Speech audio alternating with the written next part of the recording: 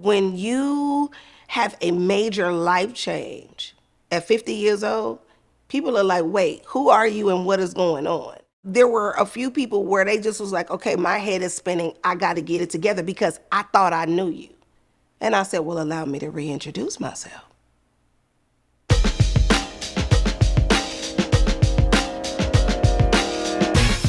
We like to travel. Travel. I mean, we like to make love all around the world. I mean, We do. My kids love Jessica. When we first got together, I felt like they would come to my house to see her and not me. And I was like, well, I'm the mama. What's going on? I introduced her as my friend. And they immediately gravitated to her. Immediately was like, oh man, you gonna teach me how to play the guitar? Can I get your phone number? We going to do this, we going to do that. And I'm like, what? I think we both speak each other's love language. And she's changed my life in such a positive way. You called me and you said, I gotta tell you something. And I said, well, what is it? You said, not over the phone. I gotta tell you face to face. And I'm like, and I knew exactly what you was coming to tell me. And as soon as I knew, I was like, oh, she coming to tell me she in love with me. And so then I started practicing, I love you too. I love you too. I started getting mine together because I knew. And you came and you looked me in my face and you was like, I love you. My children had never seen me date a woman before. The youngest one, she's like, Mom, how do you identify? I'm like, identify with what? So we watched a show about how people identify, and there was so many, things. She was like, so, what are you? I said, Black and your mama? I was like, I don't know. I was like, first of all, I just got here. Second of all, I don't know. Let me get myself together because I don't even know. And that's when I said, if I had to coin it, I would say I'm Jess, Jess, sexual, because that's all I like. It's my story and I'm sticking to it. And go wash the dishes. My relationship with Jessica started off as private, but it wasn't a secret. And I remember walking through the grocery store with her, just with tears in my eyes. And she was like, why you crying? What's going on? And I was like, I just want to hold your hand in the grocery store, But no one knew what our relationship was at the time. And I didn't want to give it to the world until we had figured it out. That's why when people say you came out of a closet, I was never in a closet to come out of.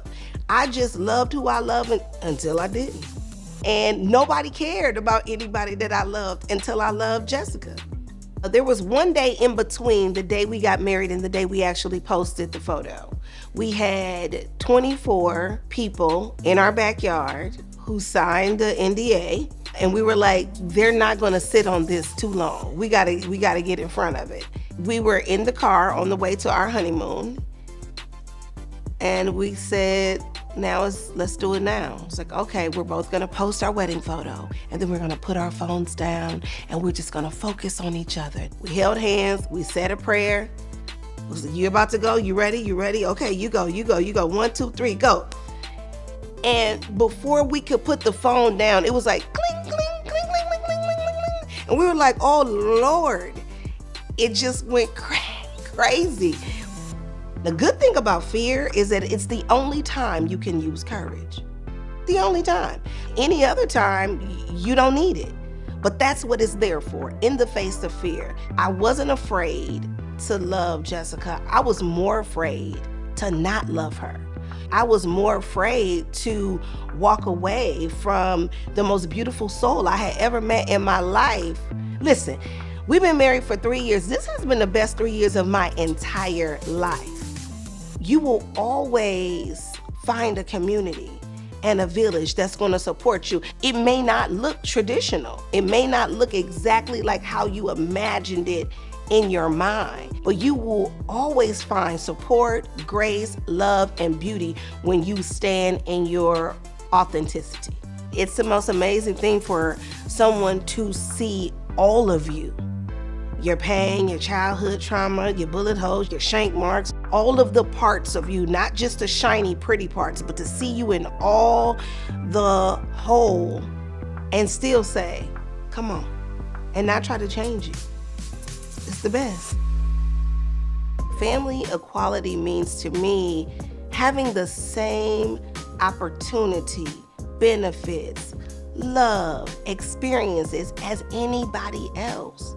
People, in queer communities who have had to survive so many different things, they have a strength, they have a fortitude that would make them amazing parents and should be able to create whatever family they want. I'm a PK. A PK is a preacher's kid because I was raised strict. Family equality has always sort of been my thing, even when I didn't know that was even a thing. And so I really pulled out that unconditional love in spaces and places with my family that allow them to see family equality differently, because it's not just one way. And wouldn't that be so boring? If everybody in the world did the same thing, wore the same thing, thought the same thing, dressed the same, you know what I mean? It would be. The world can be a beautiful place if you just let people live. Yeah, and be themselves. And make your own love and mind your own business. Yeah. And drink your own water and don't spill other people's tea. She said it. She could be a preacher. There's only one author. There's only one person driving the bus. And you could let a lot of other people's opinion about your story affect you in a way where it makes you doubt yourself, it makes you insecure, it makes you untrusting of your own instinct. Or you can write the story and be like, no. And at any point, get an eraser and scratch that out and say, I don't want to do that anymore. This is how I want this to end. Love